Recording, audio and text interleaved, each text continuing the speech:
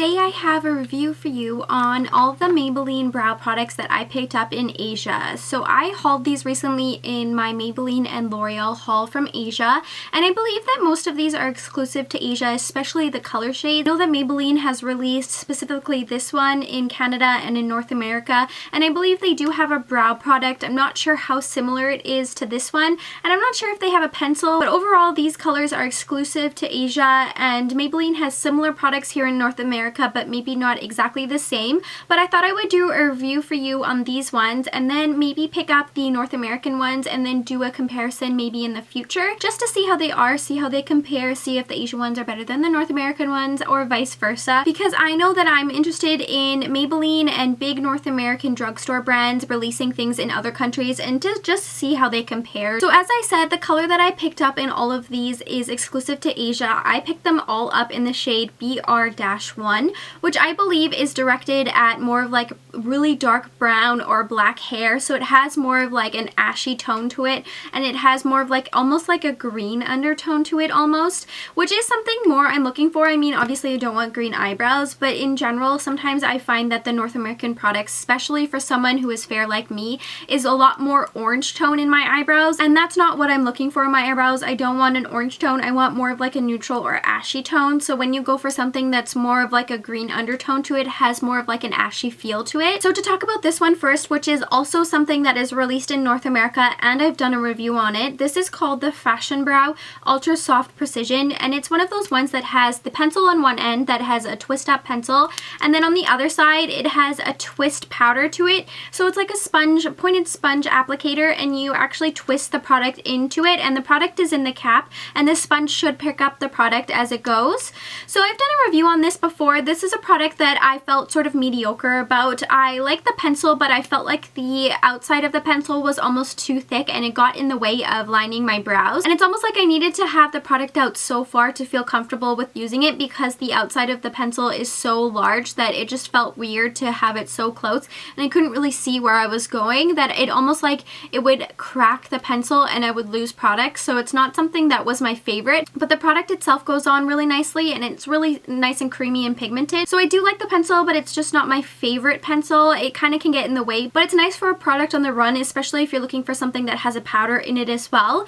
And overall my eyebrows are quite tiny, so for this it was something that only fit at the tip of my brow, like sort of at the beginning here. Once I got down to the end, because my brows are so thin there, it was too thick for it. So it's not sort of my favorite brow product, and I felt the same way about the North American one. I do really like this shade. As I said, this shade is the BR-1, so it's more of like a neutral to ashy tone eyebrow product, which is what I'm looking for. So if you're looking for something like that, I would recommend to try this color. And in Asia in general, there was only maybe 2 to 3 shades in all of these products, so it really narrowed the range. In North America, when I was looking at the Maybelline brow products, there was much more of a range in colors, but it's just sort of what the market offers. The next product I picked up was the Fashion Brow Sharp Pencil. So this has a spoolie on one end, and then it has a twist up pencil onto it. It's a lot thinner than the other product, so it has more control to it, and in general I do like this pencil more than I like this pencil. It has very similar color to it, so if you're someone who likes the pencil in this product but doesn't like the packaging, I would try this one.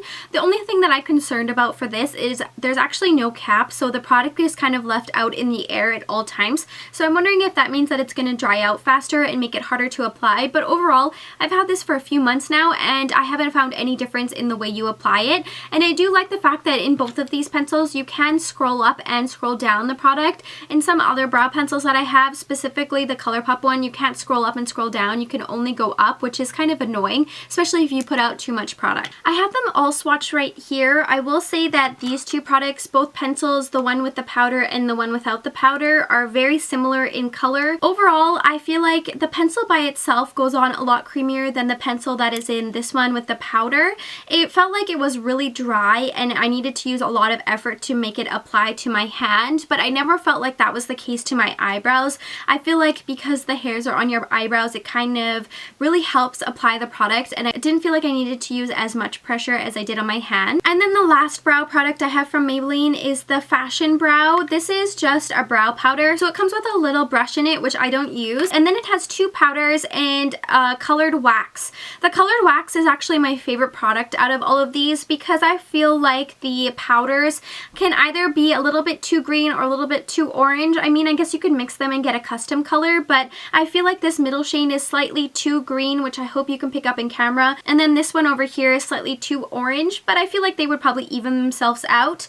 The wax though is amazing. It has a really nice neutral tone to it, and it is pigmented, so it gives you some color in your brows while also kind of holding them put because it has that wax to it. You can really feel that wax when you touch the products. These two definitely feel like powders, and this one definitely feels like wax, and the wax does help hold the powders into your brows so they don't move around throughout the day. The powder products, as I said, as soon as you swatch them, they are definitely, one is way more orange, one is way more green, and I bet you could just mix the two to create your custom neutral shade. Overall, for these three products, I would say that the powder product, the wax in it specifically, is my favorite out of all of them. It makes me really interested to see if there's a North American version of this, to see if the waxes are very similar to it and if there's different shades of the waxes here, because I really do like that product. And if you're looking for a brow pencil, I would recommend just the pencil over the powder and the pencil, because I feel like the packaging of this can be a little bit gimmicky, and I just prefer the pencil in this one overall. If you've tried any of the Maybelline brow products that you can pick up in Asia, definitely let me know your thoughts in the comments below, and make sure you subscribe so you can see all my upcoming videos. Thanks so much for watching, and stay tuned.